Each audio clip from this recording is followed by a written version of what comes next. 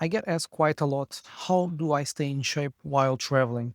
How do I keep myself lean even if I go to hotels, plane and jet lag and all these things? In today's video, I'm going to tell you exactly what I'm doing when I'm traveling, when I'm in hotels, so that you know exactly how I perform, what I do, and you can simply copy what I'm doing. If you copy what I do, you're going to feel more energetic, you're going to feel leaner, you're going to be having better sleep, feeling less bloated if you do exactly what I do in one day. So these are the 5 things that I do every single day when I travel and I go to hotels. If you follow this, you're literally going to see a massive difference. The number one thing that I keep as a non-negotiable is fasting the first 3 or 4 hours of the day. If I wake up at 6, I don't eat until 9 at least.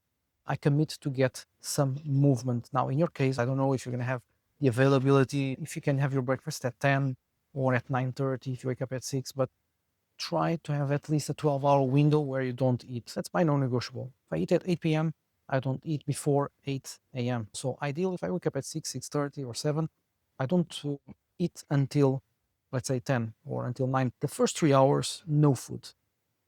What I do is hydration, at least 1 liter of water and movement. This is the number one thing. Combine these two, fasted movement, fasting, water, electrolytes, a little bit of salt, pink Himalayan salt or Celtic sea salt. You can put some pinch of a little bit of lemon. If you don't have lemon, just salt. It's fine to hydrate you. And movement.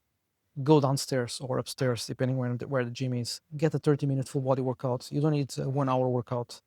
Lift some weights, 30 minutes. If it's your rest day and if you're not lifting weights on that day, go for a walk, 30 minutes, or get some movement in a fasted state. This will be highly beneficial for you to be lean, for you to burn fat, and that's exactly what I do. I wake up, I drink water, and I get some movement.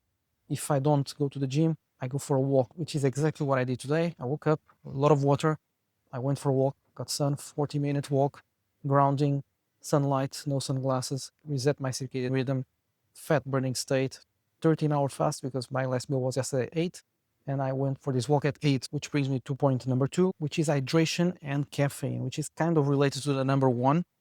You shouldn't have caffeine the first 60 to 90 minutes upon waking up because your cortisol is naturally high.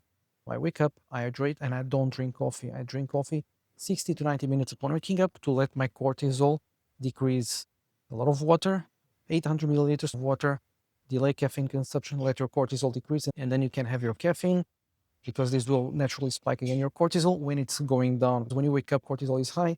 If you put caffeine, you're going to spike even more your cortisol and you're going to have a massive crash. So if you want to stop relying on caffeine, stop drinking coffee straight upon waking up and understand cortisol fluctuations throughout the day. When you wake up, you release cortisol to be awake, and then you want to wait for that cortisol to decrease slightly, have a bit of caffeine, 90 minutes, and you're good to go.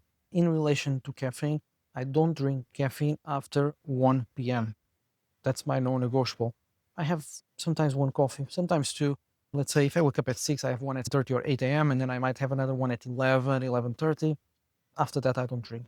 There are some days that I still drink at 1:30 or 2 p.m. Very rare. Okay, very rare. So today, for example, it's now 30. I'm just finishing here my Americano. It's a bit later already, but I mean, it's fine. We don't need to be perfect. Just aim for progress, not perfection. Ideally, I drink 1 or 2 coffees per day, 90 minutes when waking up, the other one after 12, or one I don't drink to give time for the caffeine to leave my body so that it doesn't mess up my REM sleep with my deep sleep. Because caffeine has a half-life time of 6 to 8 hours. That means if I drink one coffee at, let's say, 3 p.m., and it has, let's say, 100 milligrams of caffeine, half of that caffeine, 50 milligrams, will still be in my bloodstream at 11 or 10. That's why you want to stop at 12 p.m. and then you go to bed at 10 and you have 10 hours where you don't have caffeine in your body. You're going to have more deep sleep, better restorative sleep. You're going to feel better.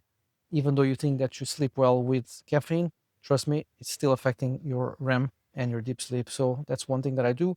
I cut caffeine after 12 p.m., which brings me to point number 3, which is 2 meals high in protein. Now, how do I do this? I have a massive breakfast.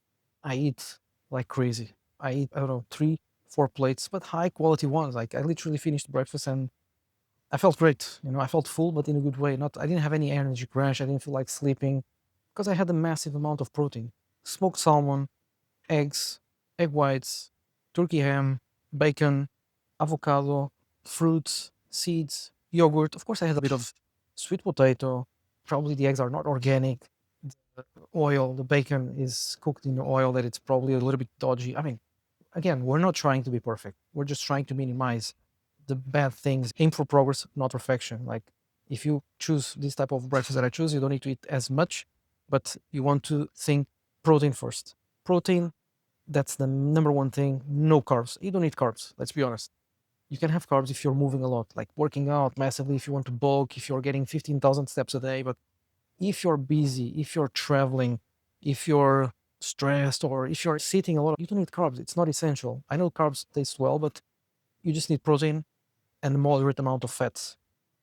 I know this is hard because our society is carb centered, right? There is carbs everywhere. Like literally, for example, like look at the temptation. Like talking about carbs. This is not a good source of carb, by the way. This is small cookie. Maybe this little cookie has 100 calories or so or more.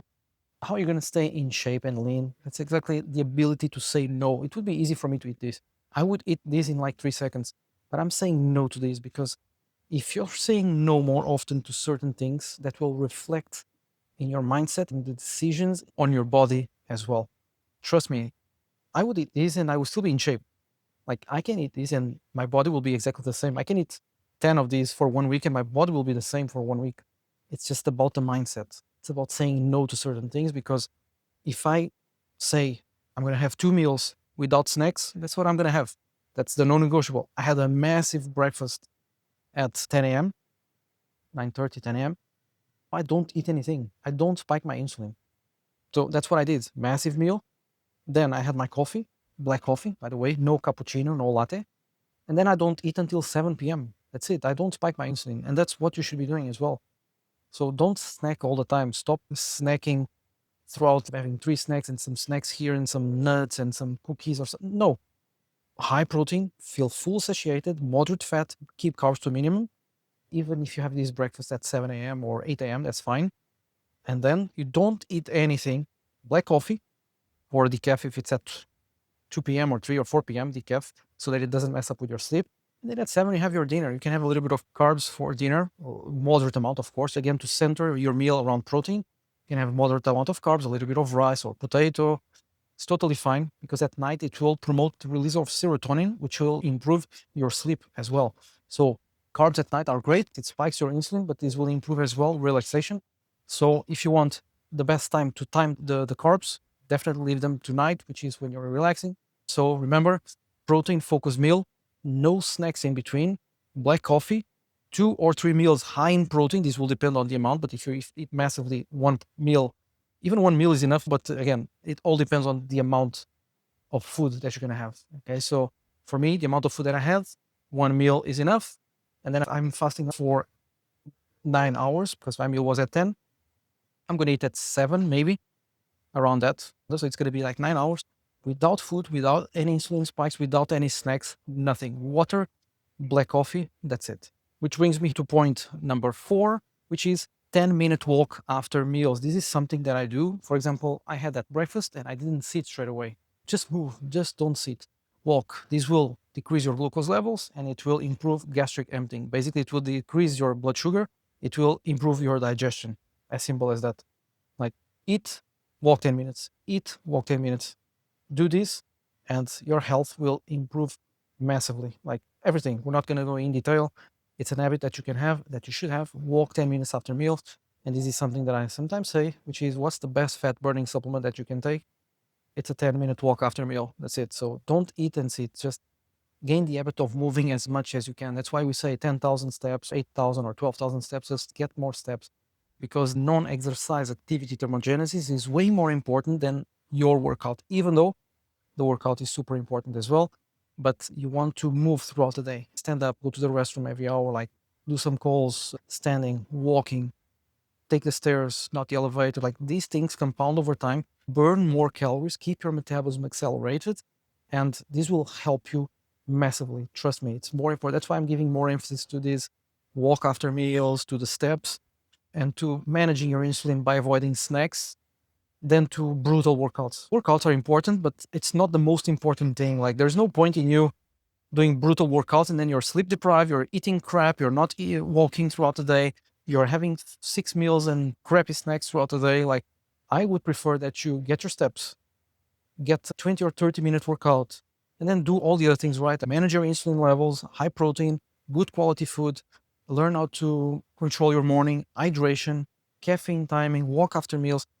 Lifestyle factors are so much more important than the workouts. People still overestimate the workouts and supplements. These are usually the two most common questions that I get, especially in terms of supplements.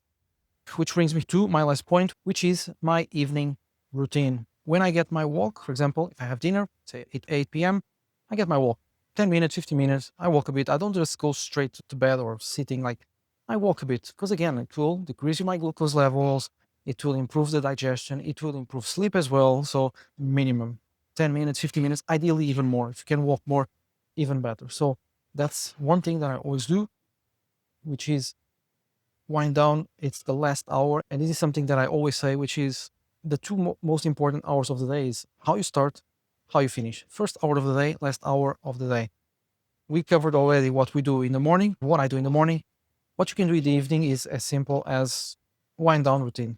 Think of something like when you're parking the car, you park the car, you slow down, you don't stop the car. You have a procedure. It's like a plane landing. There are certain procedures. It's not like the plane lands and you leave the aircraft. It lands, it goes through the runway and it parks. It's the same thing with your body. Imagine if you're flying cruising altitude throughout the day, cortisol, things are going on, you're traveling. You want a wind down routine, getting close to the runway, winding down. It's the same thing with your body. You want to wind down, relax. Blue light blocking glasses, cold room. Don't eat the last 2 or 3 hours of the day, ideally, to improve deep sleep. Don't drink anything 1 hour before bed, ideally. Room 18 to 20 degrees Celsius. No electronic devices. Dim the lights. Simply do these things and you're going to feel a massive difference. Remember, how you finish the day and then how you start the day will set the tone, because how you finish the day have an impact on your REM sleep, on your deep sleep, on how you're going to feel the next day. And it has this snowball effect, which is you're going to impact every single thing that you're doing. That's why first hour, last hour, you want to learn how to dominate these 2 hours of the day, because it will impact everything, not only with your body composition, with your belly, with your health, but with your energy, with your mood, longevity. And we're not talking here just about six-pack tips. We're talking about lifestyle optimization, how you can stay in shape while traveling, how you can stay sharp, how you can stay in business for a long time without crashing. You want to be in the game for a long time. And what I told you here is how I stay in shape, how I stay lean. Just model and modify. If you follow these principles, you can gain some ideas on how I perform. You don't need to do exactly the same, but you have an idea. Timing of caffeine, hydration, type of meals, how I structure the meals, what I eat, what I don't eat, wind down routine, what I do after a meal. So try to apply certain things, and I guarantee that you're going to see a difference in your lifestyle, and you're going to gain a lot of not just quantity years in your life, but quality years. So I hope this was useful for you. Let me know in the comments if you have any questions. If you would like me to cover any specific topic, I'll be more than happy to record something about it. And if you want to know more about how to manage insulin levels, I strongly advise you to check this video here, where I talk in depth about insulin, the importance of insulin in fat loss, in body composition, and your health. So check it out here, and I'll see you on the next one.